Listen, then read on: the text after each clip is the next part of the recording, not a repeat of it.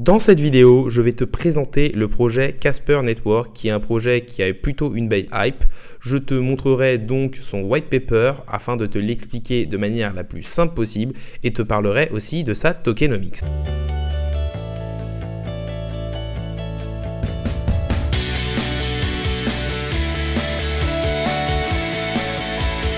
Salut à tous, c'est Inspecteur Crypto, bienvenue dans la vidéo du jour qui va parler du projet Casper Network. Dans cette vidéo, je vais vous décrire le white paper de Casper afin que vous puissiez comprendre plus en détail quel est ce projet qui a quand même une énorme valeur technologique. On parlera aussi un peu de sa tokenomics qui est pour le moment un problème. N'hésitez pas à liker la vidéo, à commenter pour me dire quel type de projet vous voudriez que j'analyse. N'hésitez pas non plus à vous abonner, ça récompense le travail que je fais au jour le jour et ça permet de faire grossir la communauté. Mais passons tout de suite sur le thème de la vidéo, à savoir le projet Casper Network. On va maintenant passer sur le white paper de Casper. Casper est un Layer 1 décentralisé basé sur la technologie du Proof of Stake. Il se focalise sur l'adoption de la blockchain par les entreprises et les développeurs. Il propose un consensus efficient appelé Highway avec une finalité flexible. Cette technologie devait de base servir pour le passage en Proof of Stake d'Ethereum, mais la lenteur dans l'évolution du projet Ethereum en a fait un projet à part entière. Dans leur technologie Highway, les blocs ne sont pas exprimés de manière binaire, mais en fractions de nœuds de validation. Cela permet de prioriser et de rendre plus rapide l'exécution de nœuds qui demandent moins de confiance. Ils utilisent le langage Rust et ont un convertisseur du langage Solidity d'Ethereum vers Rust pour séduire la communauté de développeurs Ethereum.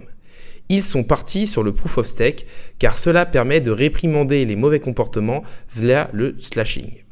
La base de leur technologie est le Byzantine Fault Tolerance Model qui est un système de décision hiérarchisé qui stipule qu'un bloc est validé seulement si 2/3 des validateurs sont d'accord pour le valider.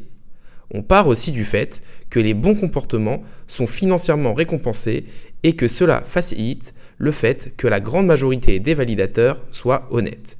Le Highway permet de valider les blocs avec plus de confiance lors des périodes de participation honnête par rapport à un réseau byzantin binaire classique. Cette technologie permet aussi plus de flexibilité de configuration des nœuds qui ont une même finalité, c'est-à-dire décider la validité ou non des nœuds. Il peut donc être considéré comme un DAG, qui est un graphique orienté acyclique, c'est-à-dire un ensemble de nœuds qui sont reliés directement entre eux afin qu'il n'y ait aucune boucle. C'est par exemple le cas d'un arbre généalogique qui est un DAG utilisé pour montrer les liens familiaux entre les individus.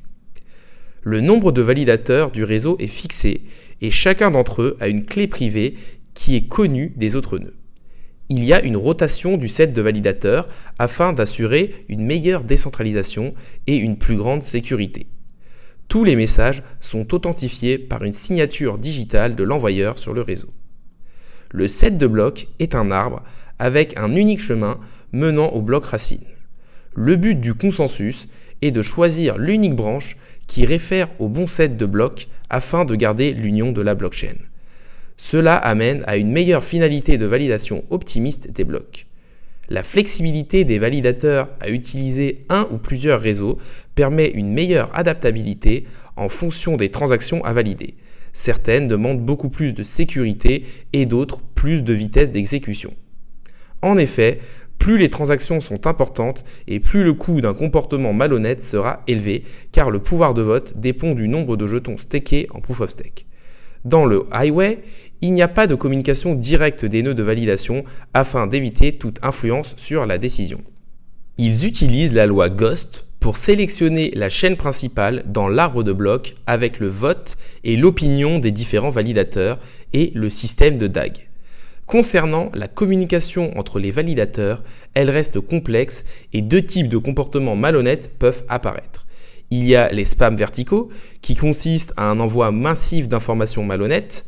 La technologie de Casper permet de vite identifier et contrer ces spams grâce au fait de connaître le nombre de transactions validées sur une période de temps. Il y a aussi le spam horizontal qui vise à envoyer beaucoup d'informations erronées à énormément de validateurs pour rendre l'arbre de validation plus complexe. Pour contrer ce spam, il suffit que les validateurs honnêtes refusent les informations. Ce type de comportement est fortement puni avec par exemple le slashing. La taille des rounds de validation est adaptative, afin que le réseau ne soit ni trop lent si les validateurs sont trop pessimistes, ni trop peu sécurisé si les validateurs sont trop optimistes. Ils utilisent le système d'époque afin de ne pas avoir besoin de télécharger toute la blockchain. À chaque époque, 1000 nouveaux blocs sont rajoutés à la blockchain. L'époque actuelle considère l'époque d'avant comme la genèse. Pour valider un bloc, les validateurs n'ont donc besoin que de télécharger le dernier bloc. Le gros problème du projet est sa mauvaise tokenomics, qui induit une forte inflation et pas de maximum supply. Le jeton est utilisé dans l'écosystème, mais ce dernier est très peu développé et donc l'utilisation ne compense pas l'inflation. Il y a quelques initiatives de burn de tokens de la communauté, mais pour le moment, l'inflation reste élevée. L'ICO, ou l'Initial Coin Offering, a été aussi très mal géré, car les périodes de blocage de jetons étaient très courtes et que cela a fait dump le token. On arrive sur la fin de la vidéo, donc déjà n'hésitez pas à liker la vidéo, n'hésitez pas non plus à me dire ce que vous pensez du projet Casper, n'hésitez pas non plus à vous abonner, ça récompense le travail que je fais au jour le jour et ça permet de faire grossir la communauté. N'oubliez pas non plus mon Twitter InspecteurCrypt1, ça me permettra de gagner en visibilité. On va maintenant donc passer sur la partie un peu conclusion. Casper, c'est un projet qui technologiquement est très bon car il est un peu un Ethereum dans plusieurs années.